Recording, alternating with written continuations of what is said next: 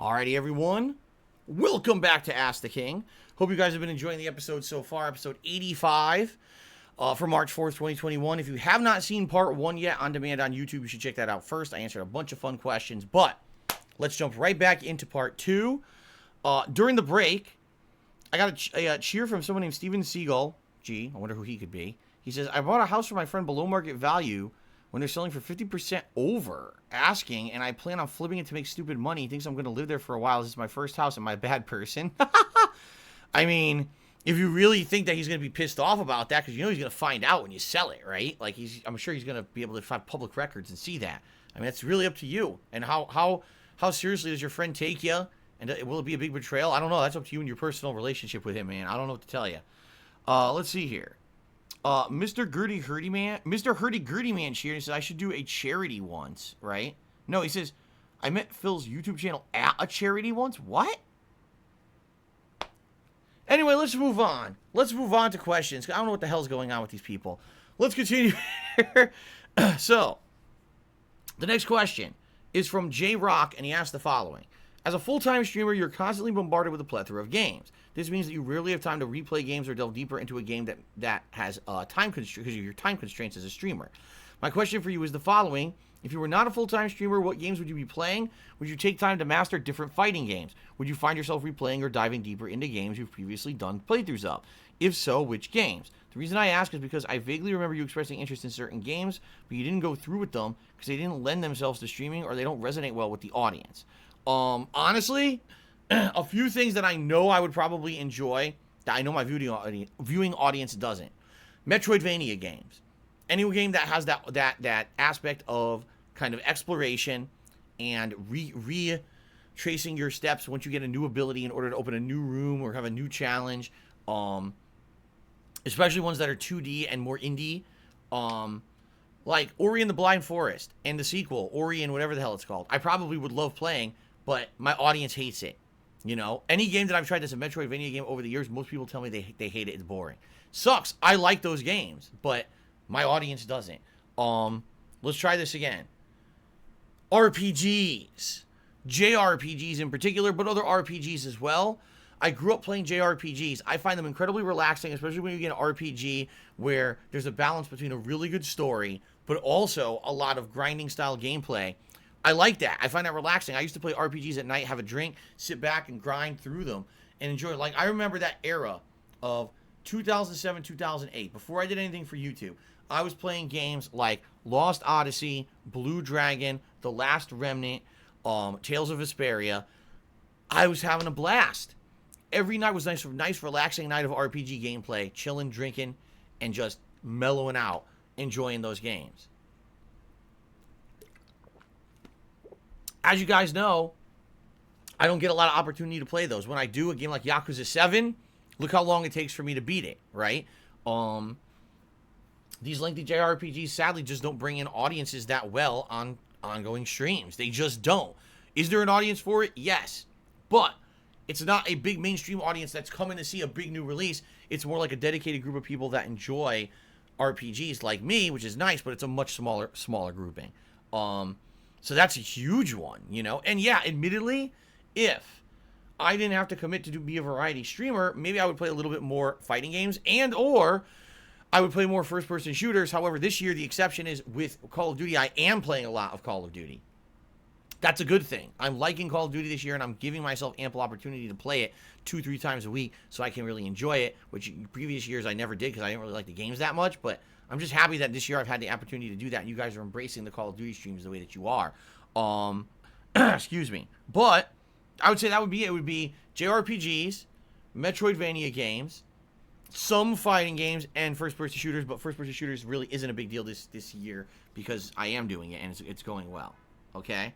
Mr. Hurdy Gurdy Man, thank you for the cheer. There's no new single from Daft Punk. They just broke up. There's no new single. Total Score and Cheered, he says, how many square feet was your Connecticut condo? I have no idea. Seriously, I have no clue. Okay. Continuing on. Next question is from Sucker Surprise. And he says, Phil, you mentioned a few times you were into PC gaming in the 90s. I'm wondering if you played Starcraft Brood War back in the day. Did you play any 1v1 matches online? What race did you play as? And did you think Protoss were overpowered? The answer is yes, and nah. In the later version, right, Brood War was the expansion, right? I'm trying to remember, in the original game, the Zerg were by far the best race because the Zerg could do what was called the Zerg Rush. They could make an army of little Zerglings right off the bat and rush your base. And if you didn't put all your time and effort into building defenses to stop the Zerg Rush would completely decimate you within 10 minutes of playing the game. It was crazy that the meta was like that. Once the expansion Brood War came out, they made it so that it was basically not as easy to do that with the Zerg, and the game kind of opened itself up a little more. And yes, I would say overall, if you look at all the different races in Brood War, the Protoss were the best. The Protoss had the better higher end units. If you could allow yourself to survive to the end of a match, and the Protoss had the time to get all the tech trees to develop the big ass carriers and shit, the Protoss by far were the best in the game. But would they survive that long? Because the Protoss actually are a race to have a slow start. It's harder for them to get more base units out right away early on. And their mid-level units, in my opinion, weren't so great. It was like their early units were good, but it took a while to build them. The mid units were kind of shitty. The end units were like, the carriers were nuts. That shit was broken as hell. So, did I 1v1? Yes, all the time. I 1v1'd, or there were team-based games too. Wasn't it 2v2? I did them all. I played Brood War a ton. I played both original Starcraft and Brood War quite a lot. I really enjoyed those in the 90s. In reality, though, that's the final, yeah, because I originally was playing Warcraft 3, and I like Warcraft 3 and Starcraft. I played them both. That's right, now that I'm remembering. I did play more Starcraft than Warcraft 3, though. Yeah. Okay. Let's continue. Guitar Player 1939 asks the following. I was wondering if you ever watched Lord of the Rings series, and if you have any, I would love to know what you think about them. If you haven't, I would recommend that you watch them because it's a great series. Lord of the Rings trilogy is my favorite actual, like, movie trilogy, I feel, of all time. It's that good. It's that well done. Even though, admittedly, the middle movie, The Two Towers, a little bit sluggish, I love that trilogy of movies. I saw all those movies with my dad in the theaters twice each because we liked the movies so much we went and saw them each twice. And actually, I remember, this was cool. So when Return of the King was going to come out, we watched back-to-back the extended versions of the Lord of the Rings and Two Towers at home the day or two before, and then we went to the movies to see Return of the King because we liked it. Like, my dad read those books, and he told me he liked them so much that I read the books, and I loved the books, and then we saw the movies together. It was really cool. Probably one of the coolest things I did with my dad in my lifetime, honestly. So, so yes, I love those movies. Lord of the Rings is probably my favorite trilogy of all time. Other trilogies I like the Back to the Future trilogy and stuff like that. I'm trying to think of like another notable trilogy of movies. Probably Back to the Future is my second favorite trilogy, and I think first is Lord of the Rings. I think so. Mr. Hurdy-Gurdy Man cheered and said, am I going to play the new Lord of the Rings. Am I going to play the new Harry Potter game? Websites have banned it because J.K. Rowling is gender critical. I don't care about J.K. Rowling being gender critical. It has nothing to do with Harry Potter. So if it's an interesting game, yes, I'll play it. Always Hot Tea Cheer said the opening to the Two Towers where it picks right off where Gandalf falls is amazing. Yeah, so good. Seriously, such a great movie franchise. Cookie Monster 414 asks the following. This is a good one. It's been on my mind recently, and I'd like to hear your opinion on it. Isn't it weird that the moral busybodies of the 80s and 90s, 1980s, 1990s, complaining about heavy metal music and the satanic panic, that video games would corrupt children, and that rap music would make people violent, that's completely flipped, and now we're more likely to hear these so-called progressive or woke individuals who are enraged at the slightest thing. They want everything to be shut down or canceled if it doesn't agree with their rhetoric. My question is, do you believe this will all go away naturally, or will the general population get to the point where they've had enough and have a massive pushback against it? I personally believe in a few years or decades' time we'll sort the thing out completely and it'll change again. Whether for the better or worse is impossible to tell. This is human nature. Human nature goes back and forth, up and down, left and right. When I was growing up, this is completely true what Cookie Monster is saying. We were in a very conservative time frame. The 80s and 90s were a lot like, yes, movies, music, television. If it has any themes that aren't in line with what we consider mainstream themes in America, it's the devil. It's going to brainwash your children. It's going to make them think things and do things that are horrible, degenerate things. I'm not kidding. Like, that's what they would say. Video games, music, and movies and television will make your children degenerates. Okay? It was their belief, I'm not kidding, that liberal thought, right? I'm not even kidding. Homosexuality, transgenderism was terrible to them. Oh my God. You say something like that in public, oh, what are you talking about? It wasn't widely accepted at all. It was kind of like a fringe thing that people had issue with. Do you remember the whole crisis with HIV and how it affected the homosexual community in a huge way? And people were like, oh, the homosexuals are evil people who are all passing around AIDS. And it's like, what the fuck are you talking about? You know, it was crazy how things were back then. Seriously, it's so different. In how 20, 30 years, how public opinion can completely change and evolve and flip to be a completely different thing, okay? Now, today, those things are much more widely accepted. Are they fully accepted? No. There's still places in the world where liberal thought is very much frowned upon. In particular, there's certain places in the world where religions don't like that stuff, and therefore it's still very much taboo, and you got to keep quiet and sweep that stuff under the rug. It doesn't exist, right? But in general, especially I feel because of the dawn of the internet, the dawn of social media, the dawn of people being able to communicate with each other instantly around the globe, that more liberal thinking has become the norm when it comes to society, okay? Now, the flip side of that is that in the 80s and 90s, we had conservative, oh my God, everything is the devil, so you have to censor everything and make sure the kids aren't influenced by anything. Today, it's almost the opposite. It's like, now you have to be pro-liberal. You have to be pro-diversity and all of that. And if you're not, you get canceled for it. If you have the mindset of someone from the 80s or 90s, you're completely done. Even if you're a comedian who makes generalized racial jokes and stuff like that people used to do in like the 90s, like Chris Rock, oh my God, canceled. You can't do that stuff anymore, you know? And it's weird.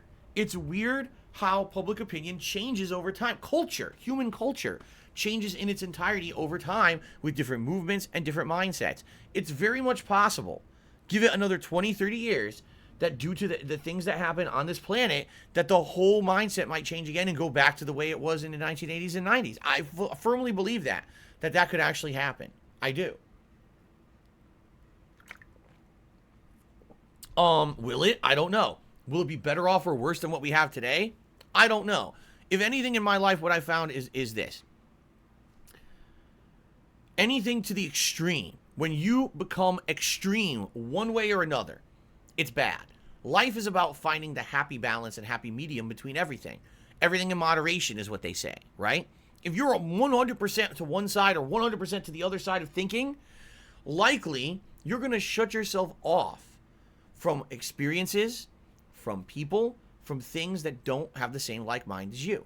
I'm the kind of person that I do have opinions on things, but I'm not going to shut my mind off and be obstinate and act like a rock and be like, no, I'm not going to listen to your opinion. I don't want to hear your take. Mine's the right one. Yours is the wrong one. Tough shit. That's the worst way to go through life. And I used to be like that earlier in my life, 10 years ago, when I was saying dumb shit in videos.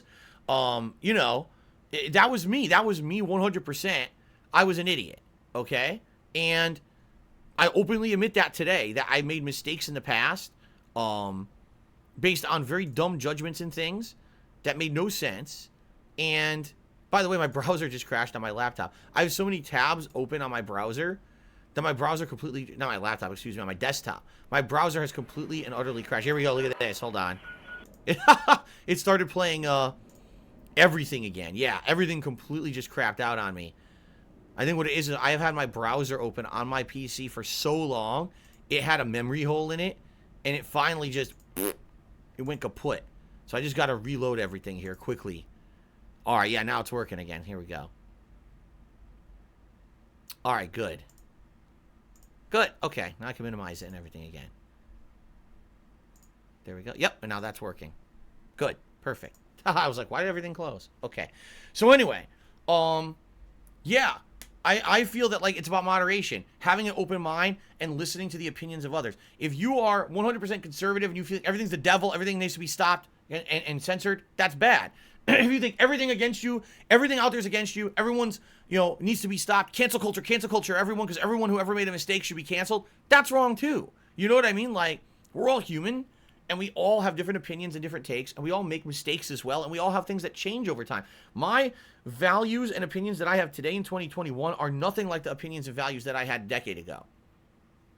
And I almost believe that in my life, I will continue to evolve as a human, and things will change for the better. So how can you hold someone accountable for something they did 10 years ago on Twitter and cancel them for it today? That doesn't make sense. You know what I'm saying? So for me, Cookie Monster, it's weird how human nature works and how culture works. In 10 years, it's completely feasible that everything will flip again and everyone will have a different opinion on everything again. For me, you got to kind of be in the middle and get everything in moderation, and don't go too much one way, too much the other way, or else you're going to have such a biased take on everything. That's when you go to the extremes, that's when things go wrong, in my opinion. Okay? That's my opinion, though. Okay, let's see here. Wilson of Aragorn cheered. He says, next time there's a troll on your stream, you should just call them a fool of a took. There you go. A good Lord of the Rings reference. Rick Slap cheers. A politician trying to get John Denver to help them with censoring music. He turned on them because the song Rocky Mountain High was censored. His own song got censored. Wow. Mr. Hurdy-Gurdy Man cheers. Says, surely we can all agree the objective we should be working towards should be the secure for the workers by hand or brain the full fruits of their industry. I don't have a clue what you just said, but thank you for the cheer, Mr. Hurdy-Gurdy Man. All right, let's continue on here. Mr. Hurdy-Gurdy Man, you full of a took. Full of a took. Mr. I am whiffed as Fook asks the following question. What a question. Do you wear jeans, and how often, and what is your favorite cut? Thanks, dude. Well, ladies and gentlemen, recently I've noticed that there's a meme going around with me in jeans. I don't really understand the meme, all right? But what I thought I would do today is I would present to you an authentic pair of Dark Side Phil denim jeans that I wear when I go outside the house. This is the actual one of the 4 pairs of jeans that I own, and I have brought them to you here live on stream to reveal to you the secrets of jeans. Where do people get these dumb memes from? What is this? Is a meme? Oh my God. Jeans! I own them, bitch! What the hell is... Why is this a meme? I don't understand it. Alright? What are they? I have no idea. I've owned these jeans, probably, no exaggeration, probably for about 8 or 9 years. I'm the kind of guy, I wear clothes till they're worn out. Jeans almost never wear out, because I don't wear them and go do construction work and shit. I wear them out once a week on my day out, so they don't get, and I own multiple pairs, so within a year, this maybe gets a dozen wears. So I've had this pair of jeans for so long, and it's not, look, it looks like new, right? It's not worn out or anything. They're good jeans, all right? So I own jeans. Here they are. This is one of, like I said, of 4 pairs. I actually have 3 pairs similar to this, and 1 pair is kind of like a backup pair that are older that I don't really like. They're a little bit uncomfortable, but they're not boot cut. I don't know what they are. They don't even say on them. Like here, easy. What the hell does easy mean? Easy fit? Easy fit jeans? I don't know. Here they are. Jeans. All right. The jeans segment has now passed, and now you can all clip that segment and put it up on your fucking streams about stupid shit. There you go. Jeans. Let's see here. Total Score just cheered, said, what the fuck? Whoa! Because I put out the jeans on the stream. Rick Slapcherry says, the meme is you always wear your jammy jams like a kid instead of jeans like an adult. That's the joke. In the house, why would you... Okay, I have a really honest question. Why would you wear jeans around your own house? Honest question. Jeans are basically a material that's durable. Soft, but durable. A little bit more sturdy, a little bit more tight, I would say, fitting, than say, sweatpants or shorts or, yes, pajama pants. They're not ultra comfortable. They're not uncomfortable, but they're not... I wear these out because when you're out, you don't know what you're going to come across. Is your leg going to rub across something? You want protection. You don't want to step in a fucking puddle of mud and get it all over fucking pajama pants. You want to have something durable like this that's going to keep that shit off your leg, right? That's why you wear thicker clothes when you go out. But when you're outdoors, What are you afraid of? Indoor, in my own house, what am I afraid of that's going to attack my legs that I need to be wearing jeans to protect them? What exactly? I'm curious. I'm a streamer. I'm sitting in my office all day. I'm a same fucking chair. When I leave, I'm in my safe house. I don't need to worry about, oh my God, I need to wear fucking jeans around the house.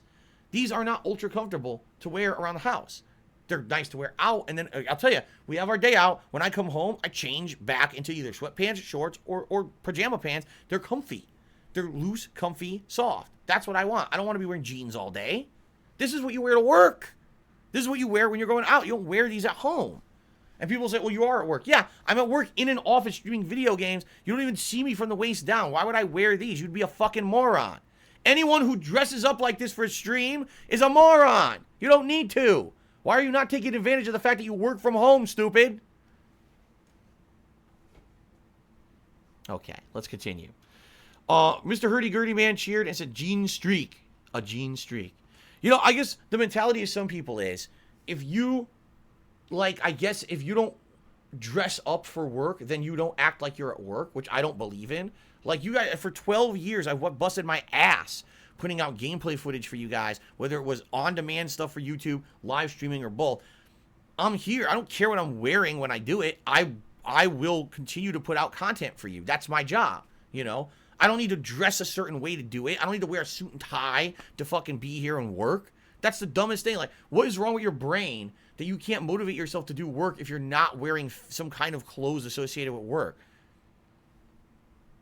Not me. That's never been a problem for me. When I had my office job, all right, they gave me a laptop, and for 2 years, sometimes I would do work from home. Yes, in my normal clothes at home. I wasn't at work. At home, I would do work. It didn't bother, you know, I don't know. Anyway, let's continue. Let's continue. Oh, let's see here. Caught a Fade asks the following. Hey, Phil, I recently started a new job where I mainly work... Oh, my God, it's the same question. Listen to this. I seriously, this is completely unintentional. This is not intentional at all. Listen to this. I recently started a new job where I mainly work from home with the occasional work in office when it's required. This is my first time working from home, and I want you to know if you have any tips for me. I'm having a hard time separating my work life and my personal life because now I live where I work. How do you balance your work life and personal life? Did you ever struggle trying to maintain both because they're located in the same place? Any bit of advice is appreciated. I can't believe it's the same. It's just what I was just talking about, okay? Now, yes, I can give you some advice, all right? First of all, when I was a full-time YouTuber versus a streamer, and I wasn't live streaming, it was harder to be more dedicated to doing what I was doing, and here's why. You're just sitting there alone by yourself recording. I could take a break whenever I want. No one would know, right? And I did. Like, when I used to record for YouTube, the videos were only 10 minutes long. I would frequently take breaks. I would every 2 or 3 videos, I would get up, walk around, you know, have a drink, check the internet, use the bathroom, do something to distract me. So I basically keep motion in my body. You know what I'm saying? Like, it was a different thing. It was different doing that. Now that I'm a streamer, it's different because now I have to be here physically in front of you for a live audience. It's not like I can take frequent breaks and do that kind of stuff because I have a schedule that you guys want to watch me live on. You know what I'm saying?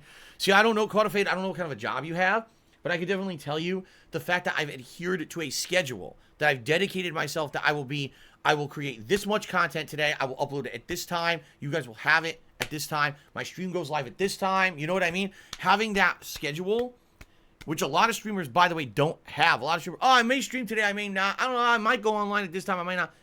I could never do that. I'm the kind of guy, I want to be organized, and I want my viewing audience / my customer base, which is really what it is, it's a customer base, to know exactly what's to be expected from me on a given day. If I'm not here on a day out of nowhere, people actually like, wow, what happened? Phil's here almost every day. He's Mr. Dependable. Where the hell did he go? I like that. That's what I mean. So even though you work from home, setting yourself up with determined goals on when you're working, what you're going to be doing, and also another important thing, get rid of distractions. Okay? You're working from home, don't have it so that you have an open door policy. Anyone in your house can just walk in when you're working and distract you. Don't have it so your pets could jump all over you. Now, the difference here is, yes, Jasper sometimes is welcome on my streams. If you guys haven't noticed, if he distracts me from putting out gameplay or whatever, he's out of here. You know, you have to be able to be dedicated enough that you don't have constant things around you to distract you. Oh, I'm working. Oh, here's my phone right here, and now I can start doing something. No, no, no, no, no, no, no. You put that aside over here. My phone's over here. I'm not touching that. You know, I'm going to be dead on focused on what I'm doing, putting out, you know, content. That's what I'm doing. I'm not going to be distracted by 10 other things and I don't get my work done. You know what I mean? Take work seriously. Like I said, set times you're going to work. Set goals for the time that you're at work or work you want to get done during that time frame so that you have something to achieve rather than, oh, I'm just going to sit down and do whatever because I work from home today. If I get stuff done, great. If not, I don't care. You know what I mean? These are all good things.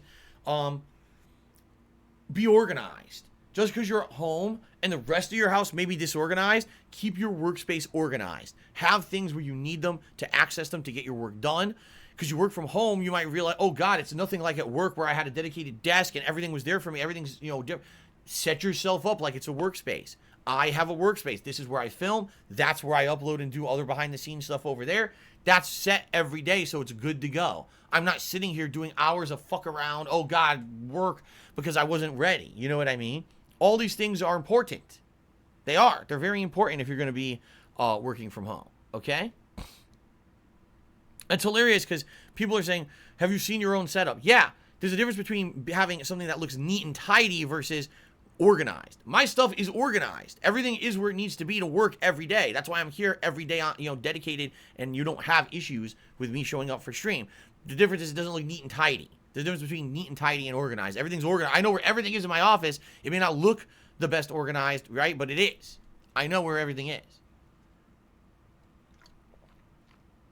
Everyone's making fun of me. Fuck off. Everyone, you can go fuck yourselves. Come in here and do what I do, bitch.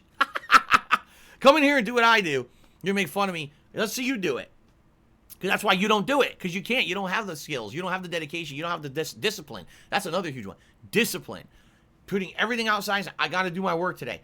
Discipline yourselves and fucking do it. Because that's the thing. People think it's easy. Oh, look at the mess in Phil's office. Fuck off. Come in here and fix it yourself then. Tell me how easy it is to really keep this stuff working. Right? But they don't know. Because these are people who don't do it on a daily basis. They're fucking assholes.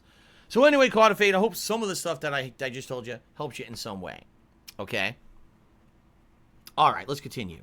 Random Game Roulette just cheers that the fans would pay good money to see you in a suit and tie on stream. I know they would. I have a suit and tie. It's what I wore to my wedding. That's about it. I don't have much else. I have like 2 ties, 1 white shirt, dress shirt, and a suit jacket and suit pants. And, you know, one day I'll shock you all and wear it just for silliness. But, let's see here. Super Sly Gaming Cheers says, man, Phil, you crazy ass for real. That's right. I am crazy ass for real. You hit it on the head, dude. All right. Looks like I may have gotten a tip. Let's take a look here.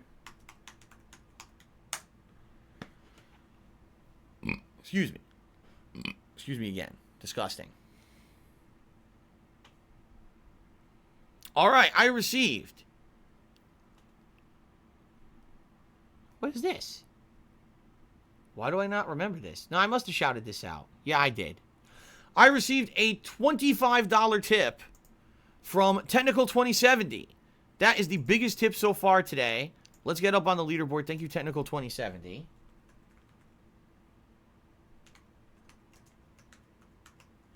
Thank you so much for that. By the way, that means we've got halfway to the tips goal. That means it's Gunner Glass's time, and that means it's time for me to give a shout out to Technical. Thank you, Technical. He says the following. You're my hero. Ask the King's my favorite show. Love the work. Keep it up. Thank you very much, Technical. He really likes watching my vlog stuff. I've transformed. See, I'm even more professional now when I put on the glasses. Yeah, right. Okay. We've got, still got about a half an hour before we need a break. Cool. Next question is a very large question from Haseo X. So let's go start. He says, Phil, I've been watching your content since Mass Effect 2 DLC era. Holy crap, that's a long time ago. He says, I got a few questions for you. Number 1, you mentioned that you were going to be getting Mass Effect Legendary Edition that comes out in a couple of months. That's right. Once you get how it will affect your Renegade FemShep playthrough, it's not like you could take the data from your Xbox and place it to the PS4, PS5. If you do continue the Renegade playthrough, if you go from ME1 on the Legendary Collection and work your way from there, where you just play 2 of them, I'm not carrying anything over. With this new Legendary Collection, we're basically starting fresh, all right? It's going to be Mass Effect 1, playing it with new graphics, better frame rate, hopefully refined controls. I guess we'll see. My major gripes with Mass Effect 1, there were two of them. The first was the graphics chopped up way too much. There were parts of the game that ran terribly and actually could cause the game to crash at certain Mako fights, certain places in the game where you're fighting the Rachni. It's just really bad. And to have that run smoothly now would be awesome. The other problem was game bugs. The game was rife with bugs, physics bugs, as well as there's one part during that Rachni plotline where your entire game could refuse to progress because the game would like freeze and NPC wouldn't move the way they were supposed to, and it would screw everything up. So here's hoping this new trilogy fixes those glaring issues. If that's all it fixes, I'd be pleased. If they did anything additional to that, would blow me away. I would love to play Mass Effect 1 again. I haven't played it in a long ass time, and I always liked that game a ton.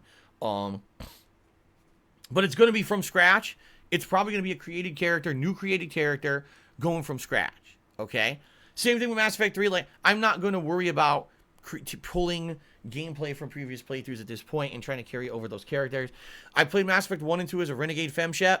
I'm not going to do it for Mass Effect 3. It's going to be a new character. Okay? By the way, as I've told you guys, I'm going to play 1 and 3. Why 1 and 3? Because I just played 2 last year. That simple. I just played 2. So I'm not going to play 2 again when I just played it a year ago. Fair enough? All right, his next question, he says, you mentioned many times over your streaming and YouTube career about your dislike about certain practices of how season passes are now handled. Perhaps you can give history on what game series led to the practice of season passes, how they become what they are today. If memory serves, wasn't Batman Arkham Knight what led you to not getting them anymore? Yeah, when I started on YouTube over 10 years ago, there were no season passes at all. In fact, DLCs weren't even commonplace. It was like a few games here and there would get a story-based DLC, like we just mentioned. Mass Effect had like 1 or 2 story-based DLCs and a multiplayer DLC, and that was pretty cool. At that point, they weren't even selling stuff as season pass content. Instead, it was piecemeal. Each piece was separate, and you had to buy each piece separately. Now, what ended up happening was that DLC started to become a lot more commonplace for RPGs and franchises like that. We already just talked about, in this episode of Ask the King, we talked about how bad DLCs got with fighting games like Street Fighter Cross Tekken. So what companies found out is, wow, wait a minute. So you get to tell us that when someone buys the game for full retail price, we could convince them to then spend even more money for content we didn't create yet, and we haven't promised anything out of it yet. Yes, there are companies that they will sell you a DLC season pass, $30, $40, right? You're talking half the price of more of the cost of the base game. They don't even tell you what you're going to get. Well, there will be some more story-based content, and maybe there'll be some challenge content, and that's it. And then you're like, damn. Like, people would buy it. They would, because what it is, people get so hyped for a certain game, especially if it's a AAA game. They get so behind the hype that that game's going to be amazing and blow you away, especially if it's an established franchise. This is like part 2, part 3. They will buy the DLC season pass before you even know what's in it, right? And I did that. I was a huge fan of the Batman Arkham series. I thought Batman Arkham Asylum and Arkham City were outstanding games. And when Arkham Knight came out, I said, it's the close of the trilogy. There's going to be story-based content that we're promised. I will buy the season pass. I bought it at launch. It was the biggest regret, because it really only had 2 story-based DLCs. One that had Batgirl, right? And I can't remember what the other one was. I can't remember if it was Nightwing or somebody else. I forget who it was. But there was only 2 story-based DLCs. One of them was like 2 hours, 3 hours long. The other one was like 20 minutes long. There was no meat to this. Everything else was challenges with the fucking Batmobile, skins for the characters, and or garbage content that had nothing to do with the story. If all you cared about was the story of Batman Arkham Knight, the season pass had like no content besides 3 hours worth. That was it. And that was expensive. Wasn't it like $30 or something like that? Seriously, like, it was very disappointing. And that, I felt so burned spending that money on a season pass that was so impossibly bad that I just said, I will not do that ever again. And I haven't. Now, if you guys haven't noticed, over the years, I almost never even do the DLCs anymore. What I've noticed is a marked decrease of interest in DLC expansions. If you're a huge fan of something, you'll probably buy the DLC, but to actually get people to come to a stream to watch me play a DLC is actually very daunting. Most people aren't. I would say the exception would be the From Software games. People usually like to see me do FromSoft expansions. Particular Dark Souls. People love to watch me do the Dark Souls expansions. But outside of that, maybe like the Fallout franchise, that kind of stuff. But even recent games, Outer Worlds, never went and played the DLC for that. Most RPGs get DLCs, don't play them. Assassin's Creed, I don't play them. You know what I mean? The one exception was actually Pokemon Sword and Shield. And some people actually specifically said, Phil, why did you choose Pokemon to be the DLCs that you played, like the Season Pass? I bought the Season Pass. Why did I do it for that? I'll tell you why. Because that game was a different kind of game that was considered a chill streaming game for me. That filled a hole in my schedule where those were streams where we didn't have to focus on the game. We could relax, interact, and have fun and not have it be all about the game. And that filled a kind of content in my schedule. You see what I mean? People liked that. People liked the chill streams. So that worked out. But outside of that, most other games, like for example, I just finished Assassin's Creed Valhalla. There's going to be an expansion for it already. The game was over 80 hours. The game overstayed its welcome. And you're going to sell me a DLC expansion? Like, out of your mind? You see? So most DLCs, I don't really go for them anymore. But if there's an exception to the rule, like there was with Pokemon or maybe a FromSoft game, then I would consider it. Okay? Third question from Haseo X. He says, my last question is, did you hear Glenn Schofield, the executive producer of Dead Space, is now working on a new IP called the Castillo or Castillo Protocol. It's supposed to be out in 2022. As we hear more information about it, would you go back and replay any of the Dead Space games? If so, why or why not? Wasn't it just 2 or 3 years ago I replayed Dead Space 2? And I really enjoyed it. But I wouldn't play that again. I would probably either people wanted to see Dead Space 1 again or Dead Space 3 again. I would consider going back and replaying one of them. Solely on the matter of, yes, I would like to get a refresher on those games before we jumped into a new game from the same game makers. So I would consider doing that. But I'm excited. I am excited for a new game from those same people. That's going to be very good for me. So, very good for me, like, I'm in quality. Like, I'm excited. Those games were good, in my opinion. So, Doggy Down has subscribed for 18 months. Thank you very much, Doggy Down, for 18-month resubscription. I appreciate that. Okay. The next question is from Anthony77FX. It looks like we still have about 20 minutes before a break. Okay. Anthony says the following. Hey, Phil, with the recent announcement regarding BioWare's decision to discontinue all future development plans for Anthem, do you think this decision will have a significant impact on the live service model frequently used by developers within the industry? Over the past several years, we have seen numerous development studios releasing broken and unfinished titles with promises to eventually patch that game up through various updates provided from a roadmap. A most recent example would be Cyberpunk 2077.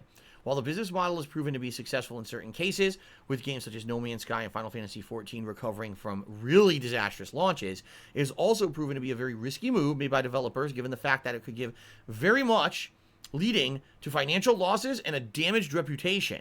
While I myself believe that certain developers have been using the live service model as an excuse to hide their issues when it comes to mismanagement, I'm personally hoping BioWare's recent failure with Anthem will serve as a wake-up call to other developers in order for them to rework their strategies and return to re-releasing finished quality products for their consumers. Please keep up the great work. The live service model for games and games releasing broken is basically the topic at large, okay? Here's the thing. Games grew in popularity exponentially. When I started on YouTube as a content creator 10, 12 years ago versus maybe 5, 6 years ago to today, we're in 3 completely different climates when it comes to games. We really are. When I started 12 years ago, big AAA games were a few a month, if that. It was like rare that you get a giant AAA game, and indie games also. To even get noticed, most indie games, didn't get notoriety. Now, there's a ridiculous amount of games coming out at any point in time. And I think what's happened is games, sadly, have become more of a rush, rather than rush for quality and a game that's going to be a huge hit because it's a great game and artistic value. It's more money, money, money, money, money, money, money, money. Put out the game to make a buck. Put out the game to make a buck. That's not good. That's where you lose your way. That's why we have so many games today that think they're going to be good. They over-market them and then they're shovelware when they come out. They're trash. Anthem is a perfect example of that. A game that the game developers themselves the employees have come out and said, we didn't want to make this game, but our parent company, EA, forced us to make a looter-shooter co-op game that's the same as Destiny with a few variations, and the game was fucking boring and no one liked it and it failed, right?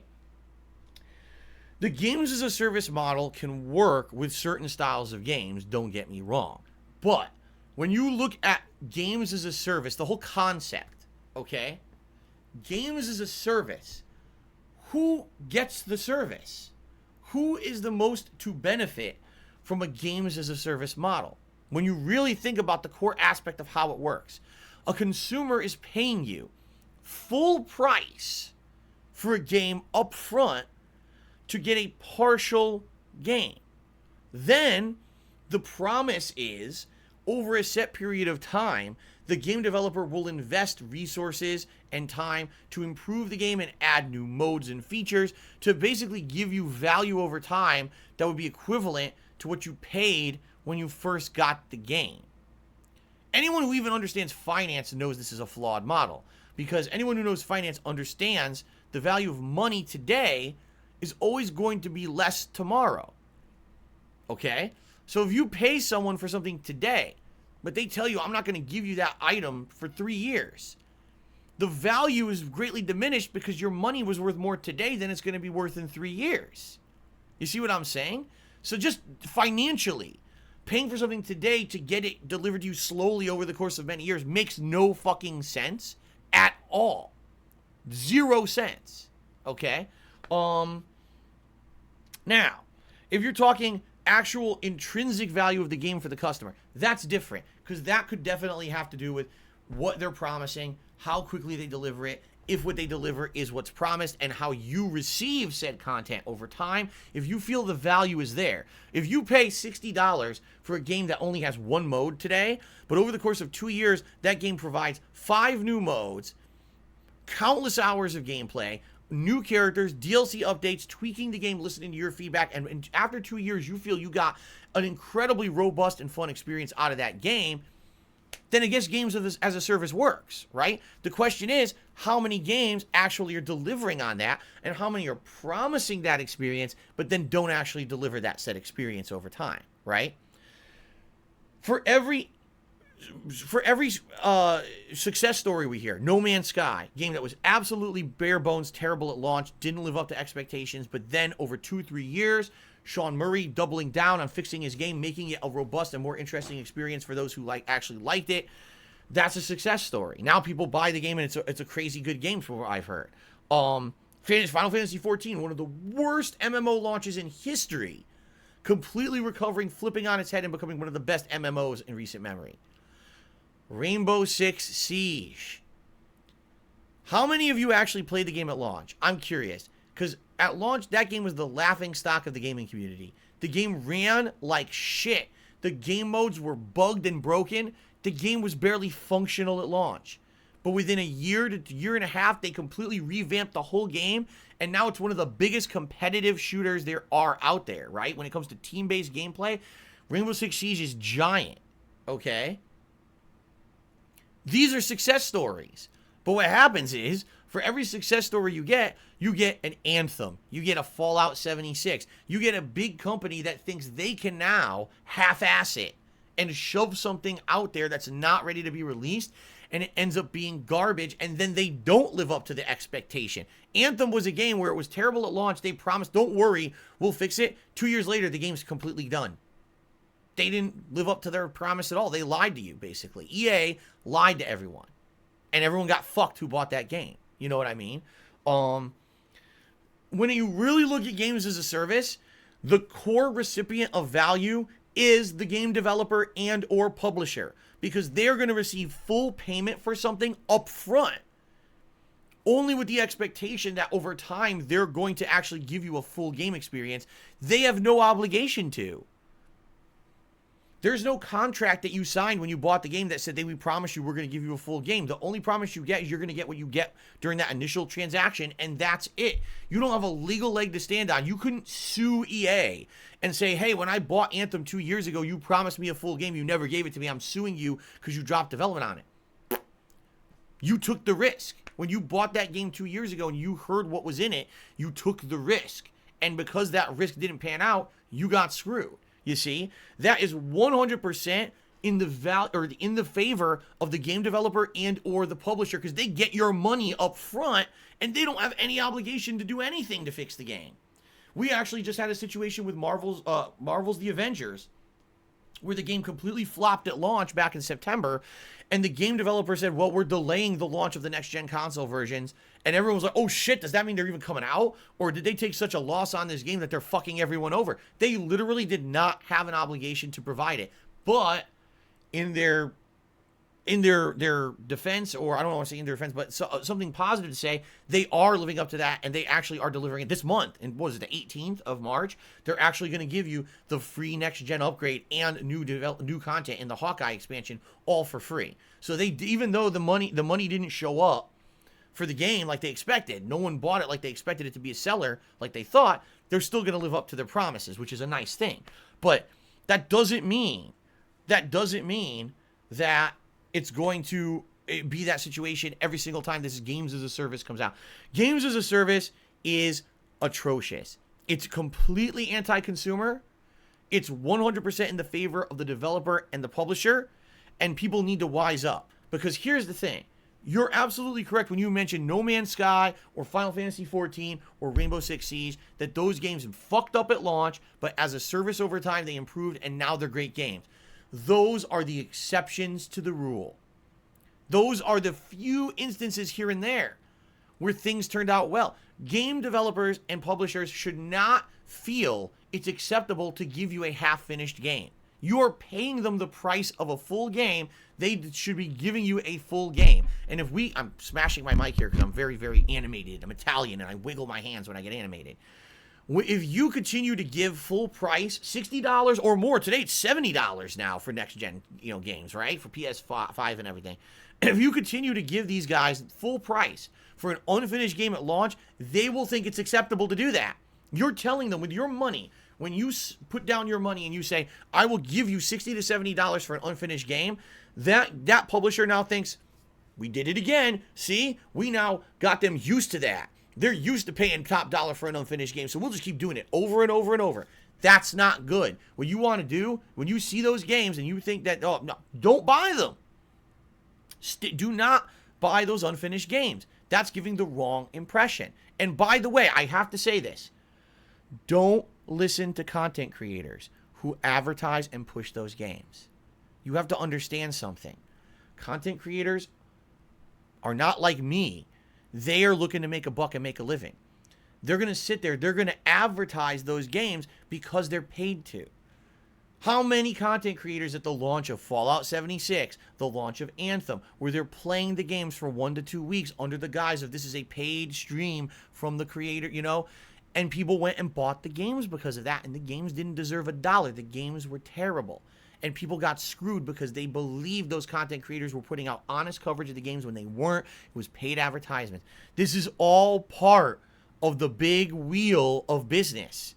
And you have to understand that content creators will push garbage down your throat and make you buy it because all they care about is making money for themselves. They don't care about you, your dollars, or your viewership. All they care about is the money lining their pockets from the big studios when they do these advertisement campaigns. You have to understand that.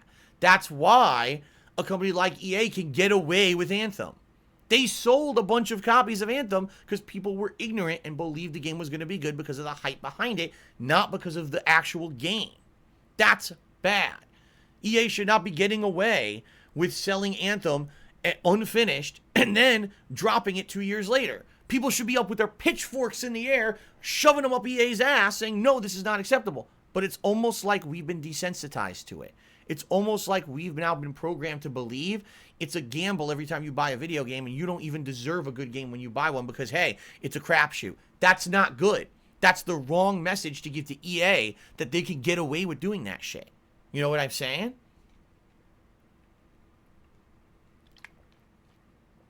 So, please, be careful. Because when you support bad products, unfinished products, games as a service, for every success story and game that turns around, there's going to be 10 failures that you got screwed over on. And we can't let game developers and publishers think it's acceptable to release unfinished games and charge full price for them, or else that's all we're going to get moving forward. Okay? All right.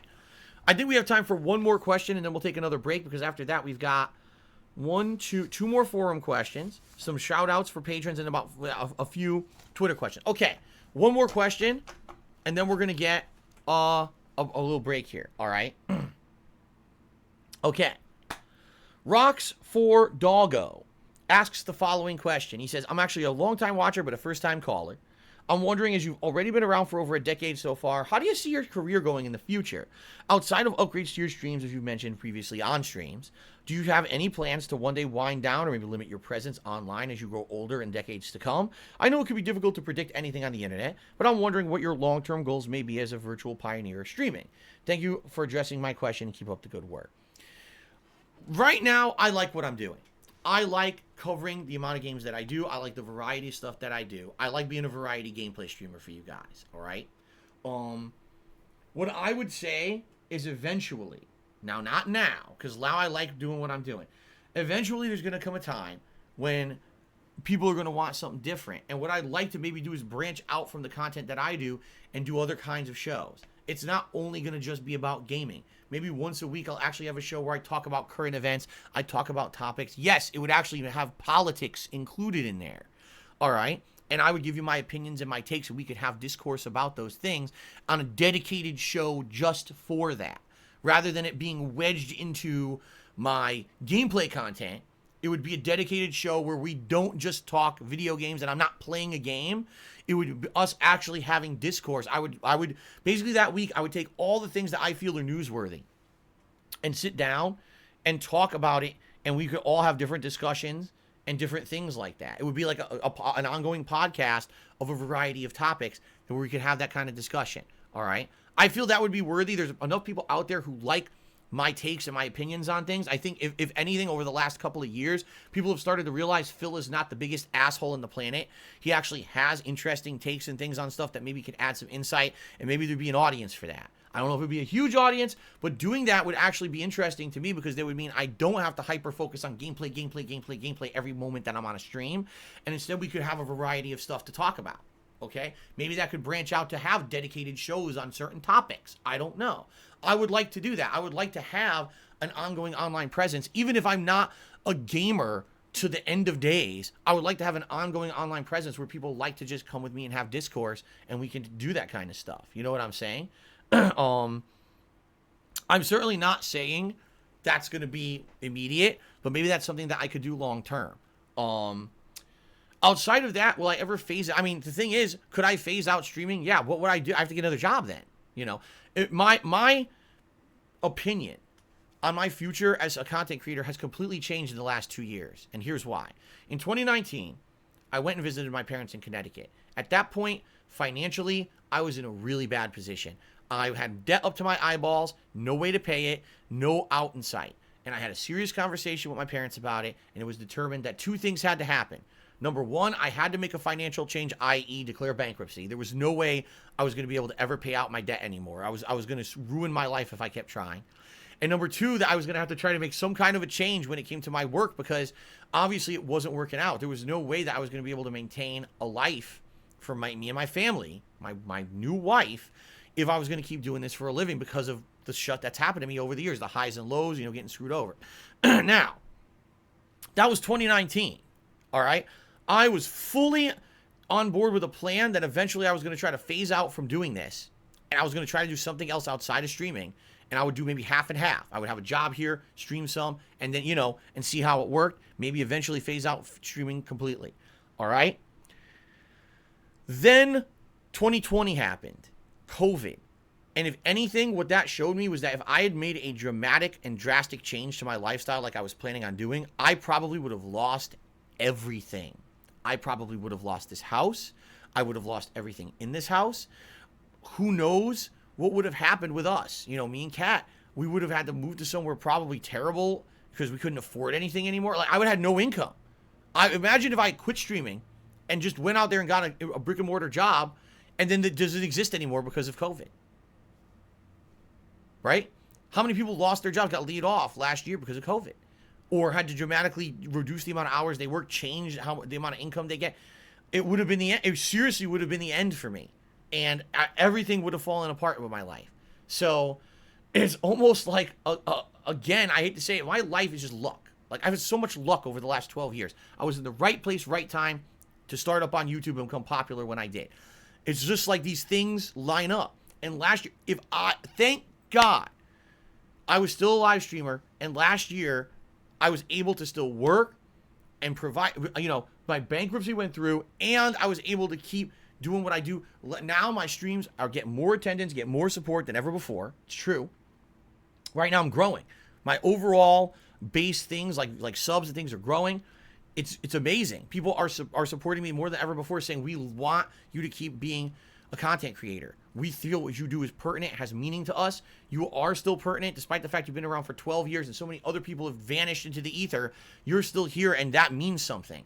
People find what I have has intrinsic value enough that they want to support me to keep being here every single day.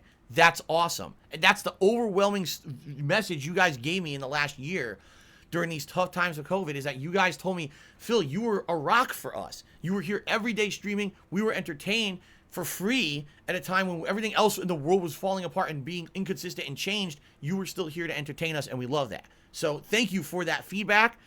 What you're telling me is you don't want me to go anywhere.